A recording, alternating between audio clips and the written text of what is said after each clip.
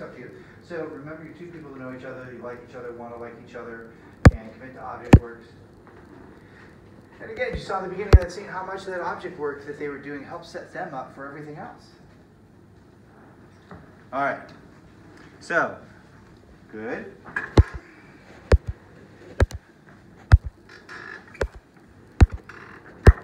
Very nice.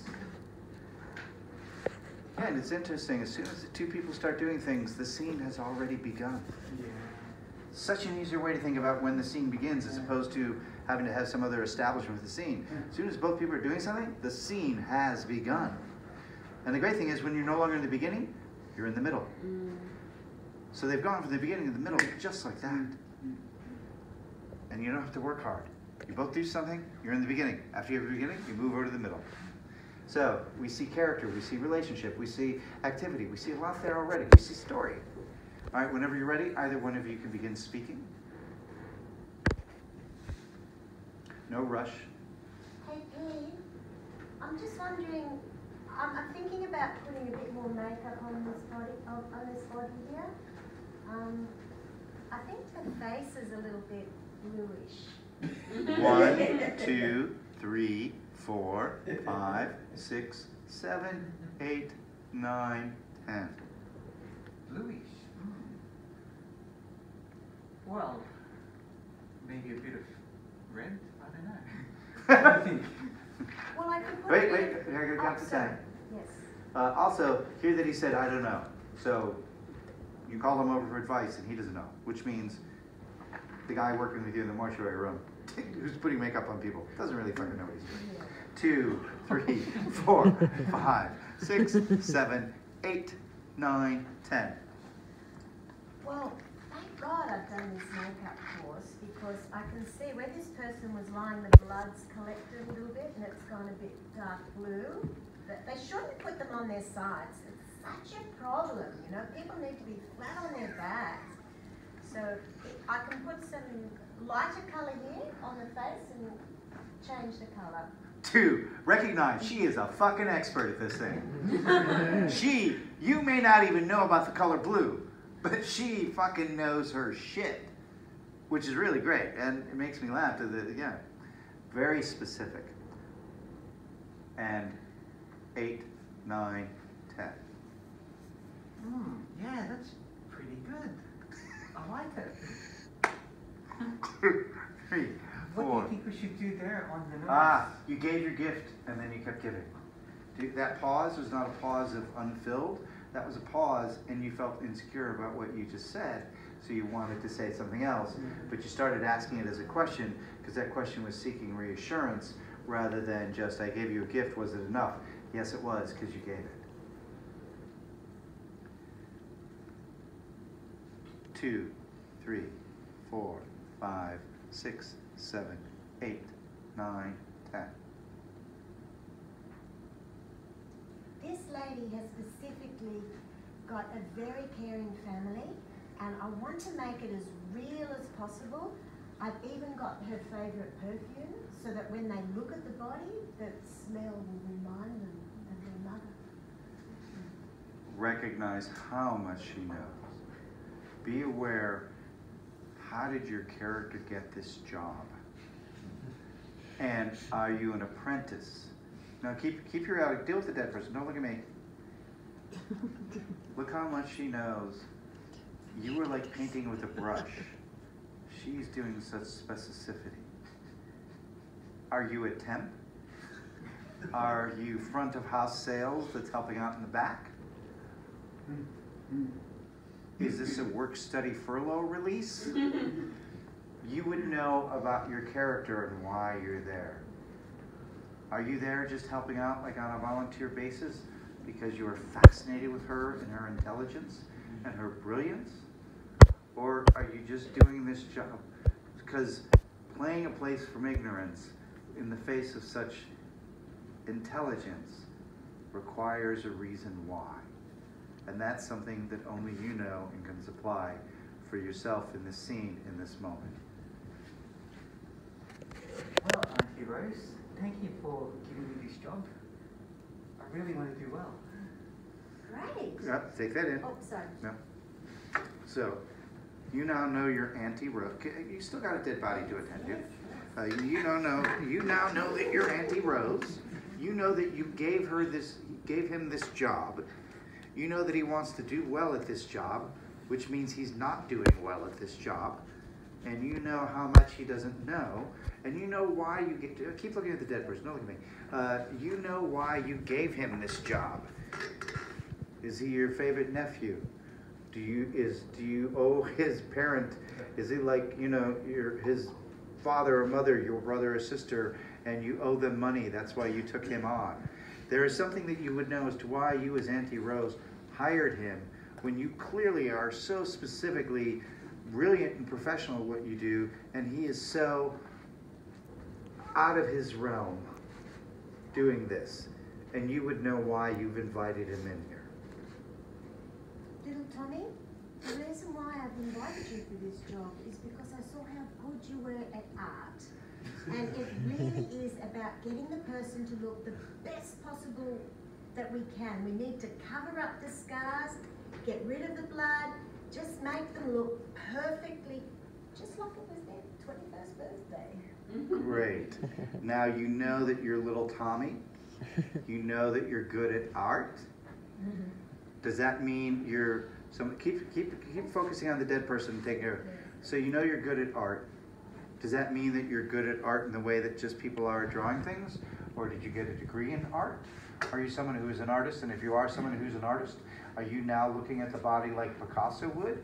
Are you going to like go through a blue period, or are you going to make this face cubist? Or are you like an artist like Van Gogh? Or are you just someone who's an artist who used to make designs and she kept it on her fridge because she has no children in her life? What kind of artist are you, little Tommy? Well, there's a few photos here. What dress do you think would be good? The red, the blue, or the yellow? Because the family. What do you think the family would like to see? Well, take it in. He's pointing to these dresses. Yes. He's pointing to these things. He's attempting to speak from a place of art, but he still doesn't know what the fuck he's talking about. Yes.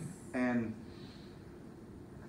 little Tommy, who you hired because he's artistic, were you right?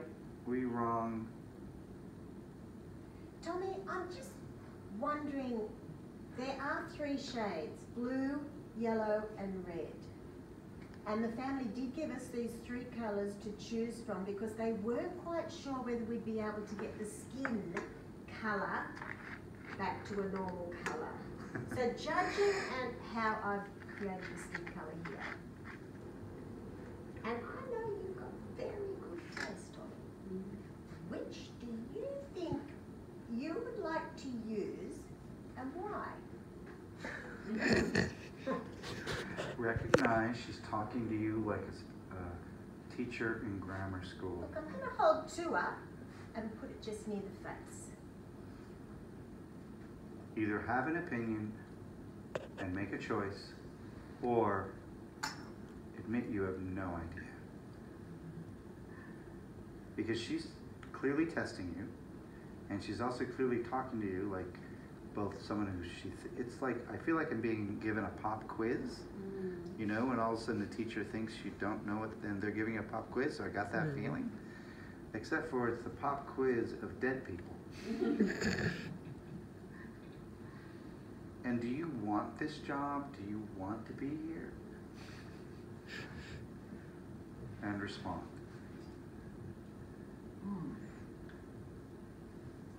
The red looks good, I think, because, I don't know, it covers up some of the blood, maybe. Yeah, great.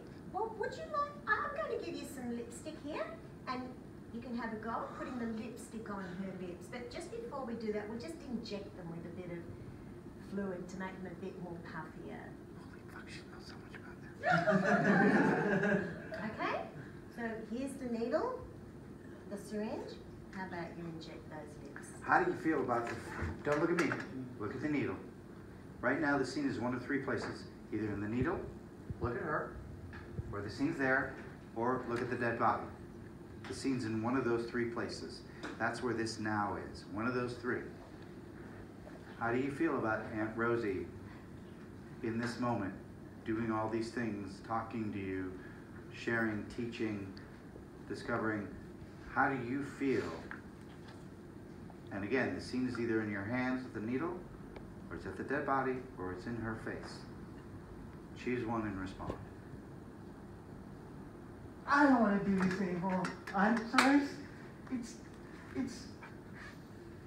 Her face is scary. I can't use a needle on it.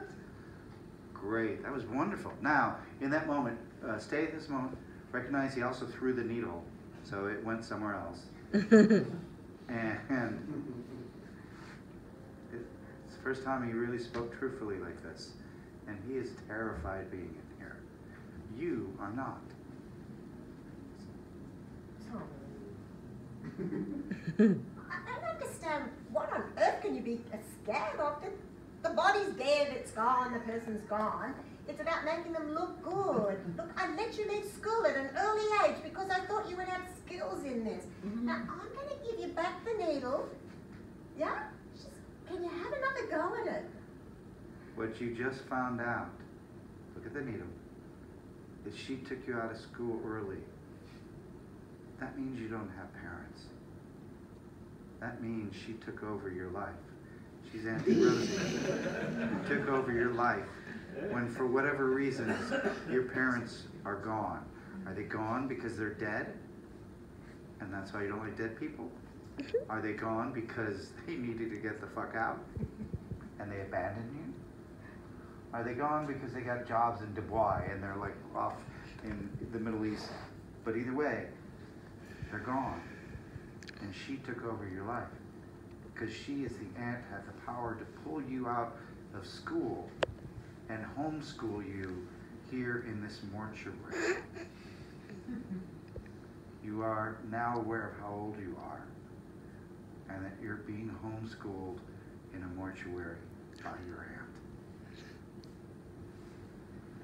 Respond.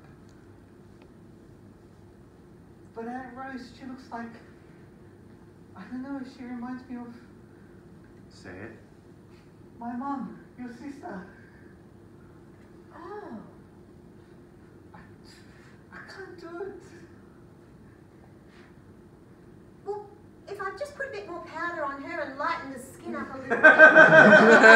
And see. Nice.